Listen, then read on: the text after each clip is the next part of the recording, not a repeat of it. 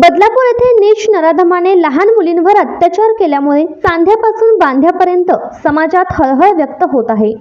या घटनेचा आंतरराष्ट्रीय मानव अधिकार सुरक्षा परिषदेच्या वतीने आटपाडी येथे लोकशाहीर अण्णाभाऊ साठे पुतळ्यास पुष्पहार अर्पण करून कॅन्डल मार्च काढून निषेध करण्यात आला। शाळा कॉलेजच्या शिक्षणात व्यत्यय आणून उडाण टप्पू रोड रोमिओ मुलींची छेडछाड करीत आहेत। या गोष्टीला आळा घालण्यासाठी पोलीस प्रशासनाचे पथक गावोगावी फिरले पाहिजे व कलकत्त्यामध्ये डॉक्टर महिलेवर अत्याचार व कोल्हापूर येथील घटनाही सुन्न करणारी आहे। तरी प्रशासनाने पक्ष पार्टी न बघता त्यांच्यावर वचक निर्माण केला पाहिजे।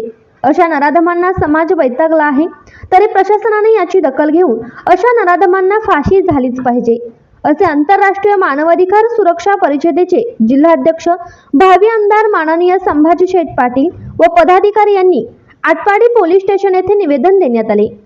या कामी पोलीस प्रशासन आम्ही लागेल ते सहकार्य करू अशी ग्वाही संभाजी शेठ पाटील यांनी दिली। यावेळी सर्व पदाधिकारी जागृत नागरिक मोठ्या संख्येने उपस्थित होते।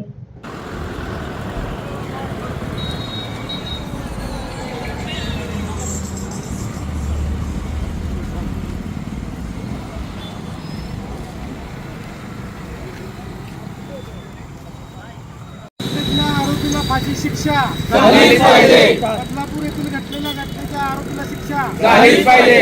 कोल्हापूरमध्ये काल घडलेल्या घटनेतल्या आरोपीला शिक्षा झालीच पाहिजे। जाहीर निषेध जाहीर निषेध जाहीर निषेध। छत्रपती शिवाजी महाराज शासन छत्रपती शिवाजी महाराज की जय। राजर्षी शाहू महाराजांचा विजय असो।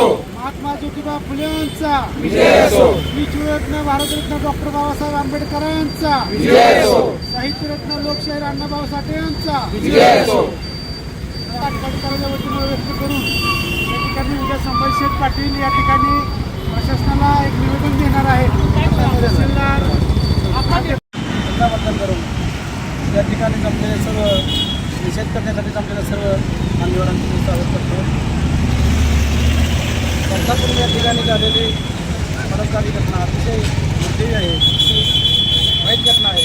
अशा घटना परत होऊ नये यासाठी आपण सर्वजण या ठिकाणी निषेध व्यक्त करण्यासाठी जमलेलो आहोत। याच्या पाठीमागे कलकत्ता या ठिकाणी अशीच एक डॉक्टर महिलेचं बलात्कारी घटना घडली, त्यानंतर बदलापूर या ठिकाणी एक घटना घडली, त्यानंतर काल परवा आपल्या कोल्हापूर या ठिकाणी घटना घडली। त्या घटनेची साखळी अशी चालूच आहे, ती कुठेतरी थांबली पाहिजे।